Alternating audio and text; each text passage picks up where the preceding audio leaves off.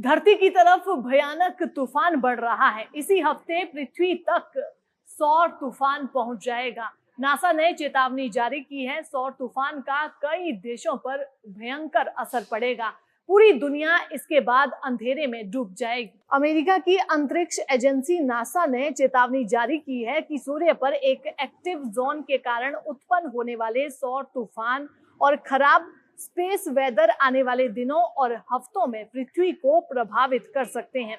इस तूफान से बिजली grid, radio communication, satellite navigation, astronauts और स्पेसक्राफ्ट पर खतरा मंडरा रहा है। ये सोलर एक्टिविटी कई देशों को प्रभावित कर सकती है, जिसके बारे में आपको जानकारी देते हैं। नासा के सोलर डायनेमिक्स ऑब्जर्वेटरी ने 14 मई 2025 को सुबह 8:35 पर सूर्य के सनस्पॉट क्षेत्र AR 4087 से निकले 2025 के सबसे शक्तिशाली सौर विस्फोट को दर्ज किया। इसे X 2.7 श्रेणी का वर्गीकृत किया गया, जो सौर विस्फोटों की सबसे तीव्र श्रेणी है। इस विस्फोट के मध्य पूर्व, यूरोप और एशिया में R3 स्तर के रेडियो ब्लैकआउट कर दिए गए, जिससे उच्च आवृत्ति रेडियो संचार लगभग 10 मिनट तक बाधित रहा। सौर तूफान का प्रभाव वैश्विक स्तर पर हो सकता है, विशेष रूप से उन देशों में जो टेक्निकल इंफ्रास्ट्रक्चर और सैटेलाइट बेस्ड सर्विसेज पर निर्भर है। यूके, आयरलैंड, जर्मनी, फ्रांस और स्पेन जैसे देशों में रेडियो संचार और बिजली ग्रिड पर असर पड़ सकता है। स्पेन में हाल ही में बिजली ब्लैकआउट के बाद मोबाइल और इंटरनेट नेटवर्क ठप हो गया था। सऊदी अरब, संयुक्त अरब अमीरात और इजराइल जैसे देशों में पहले ही रेडियो ब्लैकआउट देखे गए हैं।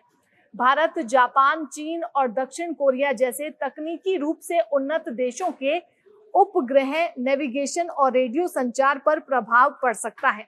संयुक्त राज्य अमेरिका और कनाडा विशेष रूप से उच्च अक्षांश वाले क्षेत्र प्रभावित हो सकते हैं। ऑस्ट्रेलिया और न्यूजीलैंड दक्षिणी गोलार्ध में इन देशों में भी तकनीकी व्यवधान और ऑरोरा दिखाई दे सकते हैं। अंतर्राष्ट्रीय अंतरिक्ष स्टेशन और अन्य अंतरिक्ष यान पर मौजूद अंतरिक्ष यात्रियों के लिए विकिरण का खतरा बढ़ सकता है। ऑरोरा विशेषज्ञ ने माइक्रो ब्लॉगिंग प्लेटफॉर्म X पर चेतावनी दी है। ये स्थिति तीव्र हो रही है। ये सक्रिय क्षेत्र जैसे जैसे और दृश्यमान होगा, इसका प्रभाव बढ़ सकता है। उन्होंने बताया कि इस क्षेत्र ने कुछ घंटे पहले M5.3 विस्फोट भी उत्पन्न किया था। सूर्य वर्तमान में अपने 11 वर्षीय सौर चक्र के सौर अधिकतम चरण में है।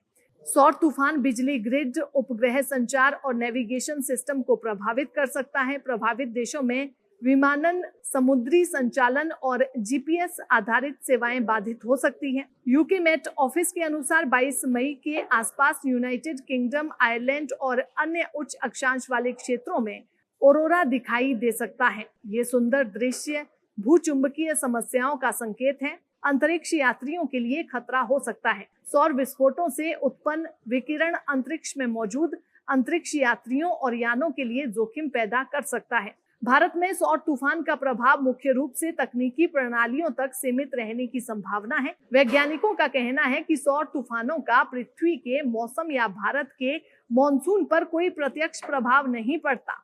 मॉनसून एल नीनो, ला नीना और हिंद महासागर डायपोल जैसे कारकों से प्रभावित होता है।